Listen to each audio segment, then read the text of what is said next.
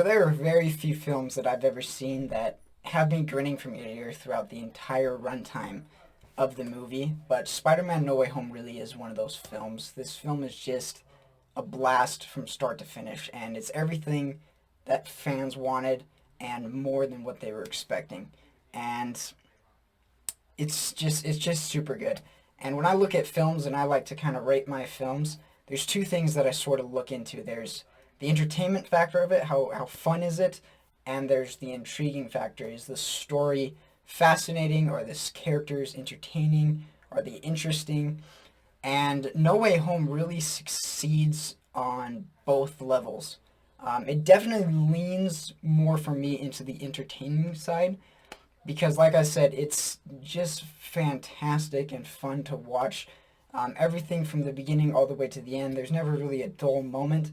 There's always something fun going on, whether that is the action, which is really, really fantastic in this film, or it's the interaction between the characters and the story that's being told.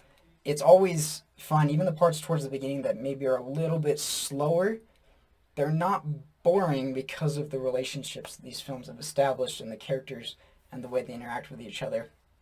I guess that kind of leads over into the intriguing part of this film is that it does have a very interesting story.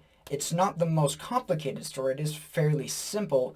For the most part, you kind of see it in the film or in the trailers. Sorry, there is a little bit more to it than we see in the trailers, but for the most part, a bunch of villains coming in from different universes. Peter Parker has to try and stop them. And it worked great. And I think what really made this film work the best isn't so much the story of that, but it's the characters that were all involved with that story. We see in the film or in the trailers that they brought back a lot of different villains from the previous Spider-Man films. And so we get to see Doc Ock, Green Goblin, Electro, Lizard, and Sandman all together again and taking on Spider-Man. And all of those villains, along with Tom Holland as Spider-Man, just worked. And they were all just very, very entertaining and a lot of fun to watch. And for me, I guess the standout I would say was probably Green Goblin. He's just kind of got one of the most fascinating arcs that he follows, and the way that he personally interacts with Peter Parker is just something really, really fun to watch. So that's really as much as I need to talk about on this film. It's super, super fun. It's got an interesting story. It's got phenomenal characters, a lot of which you're already very familiar with. And it all just meshes together to be a film that is exciting to fans and gives us the things that we wanted, but does it in a way that is also compelling and emotional and entertaining. And it delivers on all of those accounts.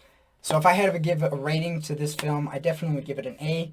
The only thing that keeps it away from being possibly being A plus is the fact that the story is fairly simple.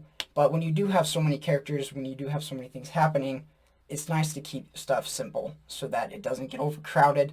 And they gave the focus to the characters' own individual stories, and I really, really enjoyed that. Now, when it comes to the cleanliness of the film, there's not really anything here that you need to be worried about that goes beyond anything that you've seen in previous Spider-Man films. It's got basically that same kind of humor that Peter Parker always has. Some of the jokes maybe sometimes are using things that might be inappropriate for younger kids. A lot of them they might not even recognize what's going on or what's being talked about. But it's really not anything bad. A little bit of swearing, not too bad. So really it's kind of a great film. Spider-Man's always been very family friendly. This one is as well. I will say that the action is a little bit more brutal. It's a little bit more intense than some of the other Spider-Man films I've ever been.